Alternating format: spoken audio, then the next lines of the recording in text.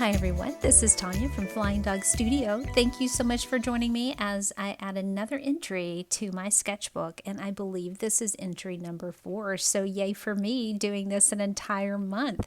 This video is going to be a little bit different because it's more of an experiment. I don't think that I have, put these two products together, so we are going to start with the Inktense, Derwent Inktense. The first color there was leaf green, and then we have sun yellow, and apple green and teal, which I absolutely love.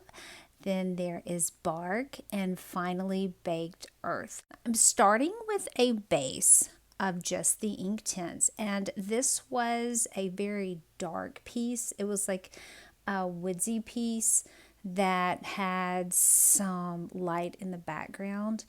And it's not something I would normally choose to do. If you've seen the other 3 in this series, you know I like to do flowers. I like landscapes. I like to do flowers, and there aren't any happy little flowers in this. So for me, number 1, that was strike 1. It didn't have the flowers, but I really wanted to try this piece because I could see how I might possibly combine Derwent Inktense and the Caran Neocolor IIs. So we're going to try it here, and there was a point in this video, and I'll tell you when we get there, where I thought, I'm just ready to stop. I just want to stop, but I kept going. My daughter encouraged me. She's like, Mom, just keep going. You know what you said last time when you wanted to quit on a piece, and yes, I was ready just to quit, and it ended up being totally fine, and I'm going to keep going with this piece, but it was a challenge. Now I'm getting a good base on. I'm looking for my darks. I'm looking for my lights. I'm going ahead and layering colors, and then I'm coming to my brushes. Now, as always, I'm using the Royal and Langnickle round brushes. The size 8 is the larger one. Size 2 is the smaller one. I have 1 cup of water because I'm not really mixing colors. I'm just wetting them, and then I have a microfiber cloth to kind of dab my brush on. Really love this blue. This is that teal green, and I love this color. I do think it's my favorite color in all of the Inktense. I really always look for a way to incorporate this if at all possible. Now, my reference photo from this came from Unsplash, and if you're unfamiliar with my videos, you will find that link in the description below. I'm not sponsored by Unsplash in any way, but I love them for their reference photos because Unsplash is a group of independent photographers that allow you to use their photos free of charge, however you would like to use them, as long as you give them credit. So you can check them out on the website. They also have an app, but I will put the website link below along with the name of the photographer of this piece. I love the photograph. I'll let you be the judge at the end if you happen to look up the photograph. I'm not going to put it on here, the actual photograph. I never do that because I want you to go and look up that artist's work. So go take a look at that artist's work. But I'm going to get a good base on here, and I'm starting with the Inktense, as I said, and I'm going to go back and forth and kind of look at color and form. This is not going to be a realistic piece. I'm just looking more at Impressionism in this sketchbook, and I want to adhere to that. So it was very difficult for me because all the other photos that I've picked out as reference, they were kind of blurry and out of focus. This one was not. So I really had to hold myself back and not put the detail in that I would normally put in a piece, which I love to do. So I had to hold back on that because for me, this is a practice sketchbook. This is me trying to become more comfortable with doing Impressionism in my art because I do prefer creating realism. So working on that Impressionism. But I'm going to be quiet for a minute, and I'm going to hop back on and kind of tell you my process.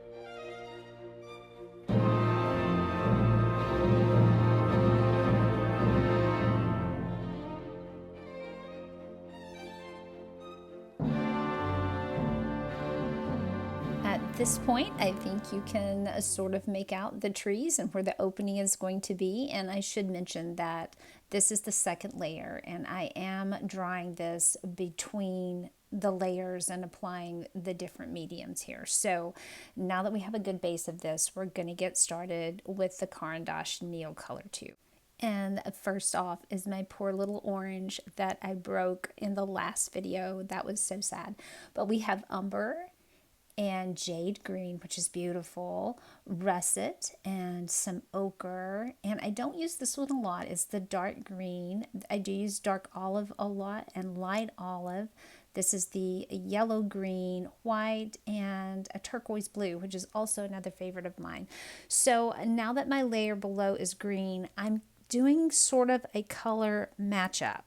And not all of the colors. Actually, the Caran I'm using more colors than I did in the Inktense. But I wanted to use these for my more muted colors as far as background colors I can make. And I shouldn't say muted, perhaps I should say softer colors. I can get a softer look than what I can with the Inktense because the Inktense are pencils. So to me, the edges, it's hard to get those edges as soft as what you can get them with the Neocolor IIs.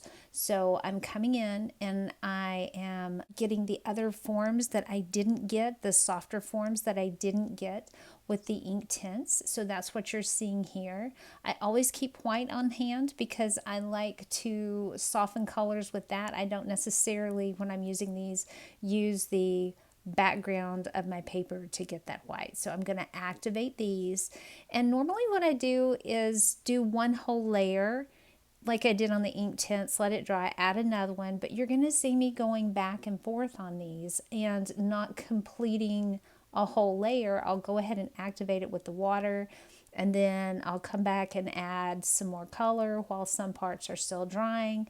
And the reason for that is that I'm experimenting. There's no method to this madness. It's me making certain it's going to work before I spend a huge amount of time on something that's going to be a failure. But I decided again to go ahead and put this up so you can see how these work together and you can decide for yourself if it was a failure or if it were a success and if it's something you might like to try in the future. But I'm getting some trees that are in the distance, and those are your lighter trees because they're going away from us. So, and it was like a misty scene. So I'm getting that in, and I'm working on all of the ground cover and being a little sporadic, putting it around because I want it not to be too planned looking. I'm wanting it to look like the scrub stuff on a forest floor. So that's what you're seeing here. And I'm going to be doing these in layers. So I'm going to hop off and I'll hop back on in just a minute when we switch gears with this piece.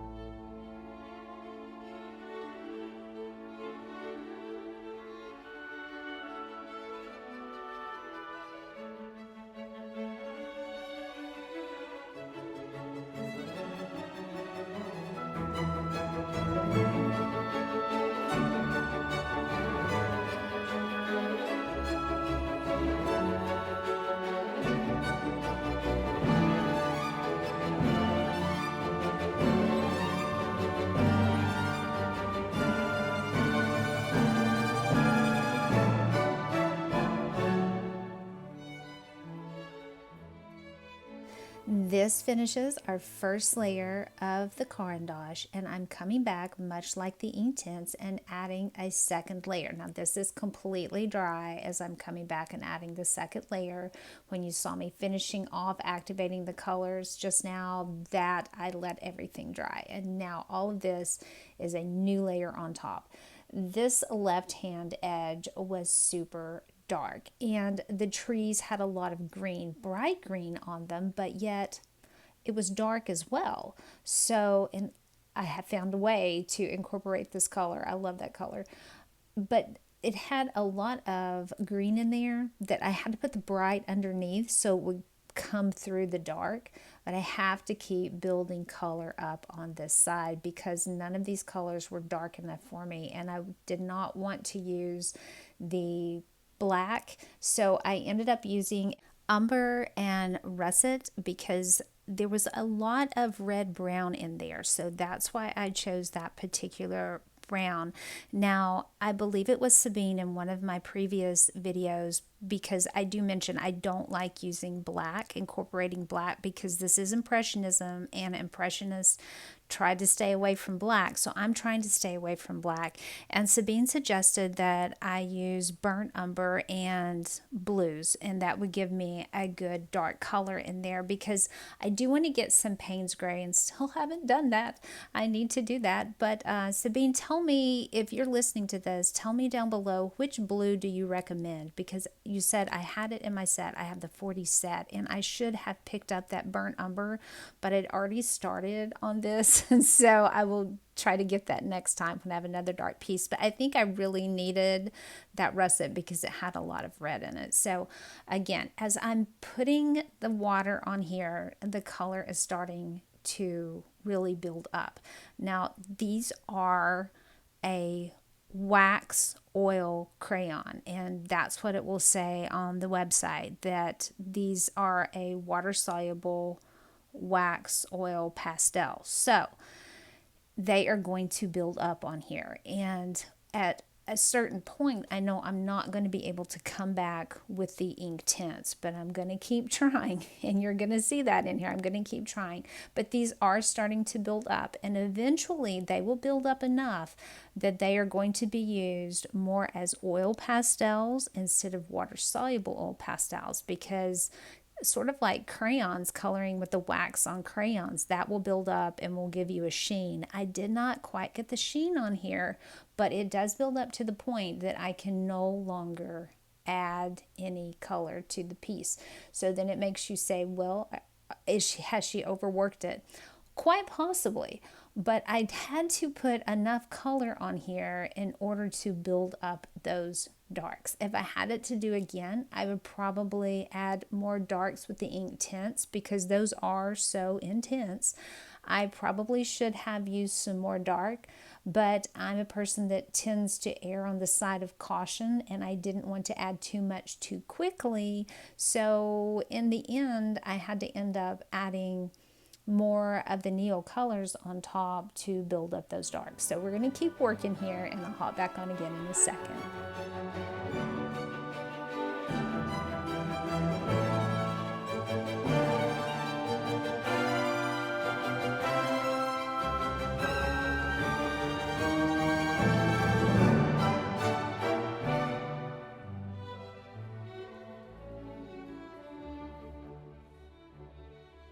I told you I would let you know when I got to the point that I thought I would just quit the entire piece, and we have reached that point. But I'm going to keep going. We're going to keep adding detail, and hang in there with me till the end.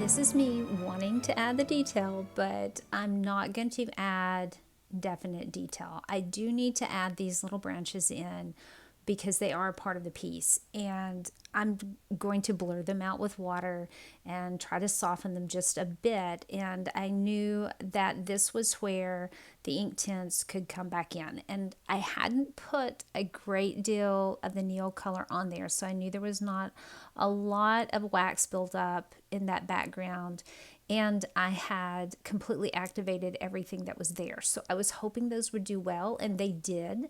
And I also wanted to get a little bit more form to the trees, but I have it too dark at this point, and this was me trying to make up for the fact that I hadn't put enough dark on to begin with. So I'm going to have to come back with the Neocolors and knock these back with some blue because they are a lighter color, but I did have to get those a little bit darker. And I've said this in other videos. I don't know if you have children or have ever read the book to them called If You Give a Mouse a Cookie, but if you give a mouse a cookie, you're going to have to give it a glass of milk. So if I'm making these darker in the background, I'm going to have to come back to what I've already been working on in the foreground and have made darker, and I'm going to have to make those a little darker as well. So it's a dance back and forth, and that's what you're seeing on this part.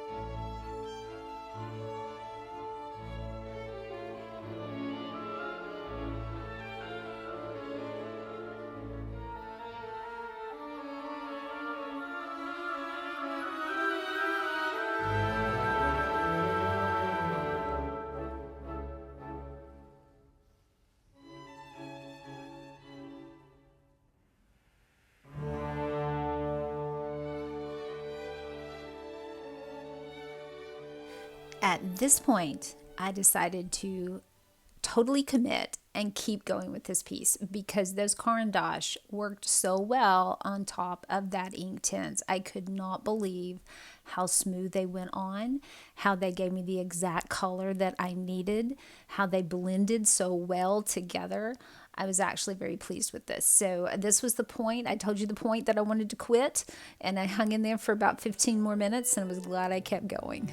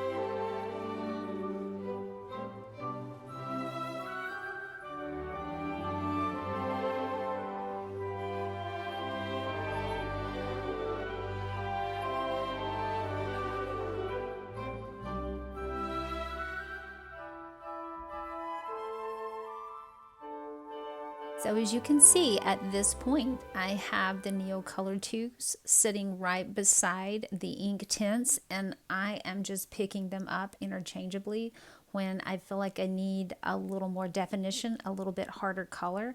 I go over to the Inktense when I want to soften something up. I pick up the Caran. But we are to that point that I have so much color on there, and I told you that I would.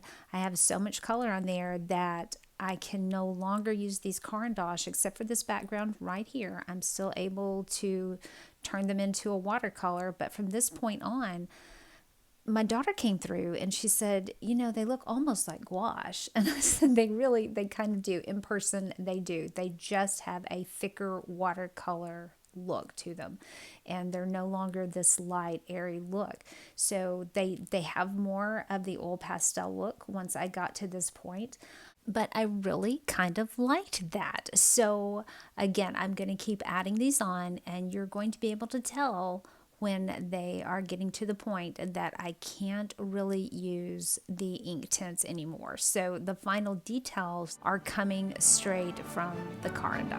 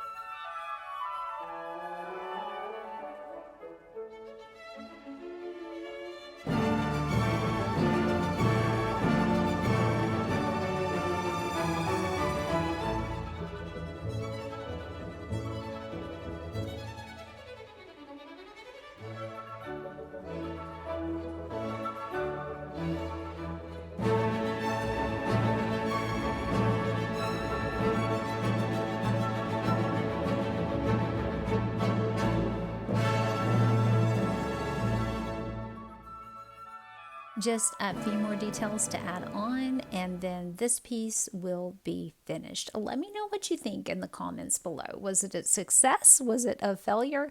Honestly, I consider it a success because I learned so much from using these two products together, and I hope you did as well.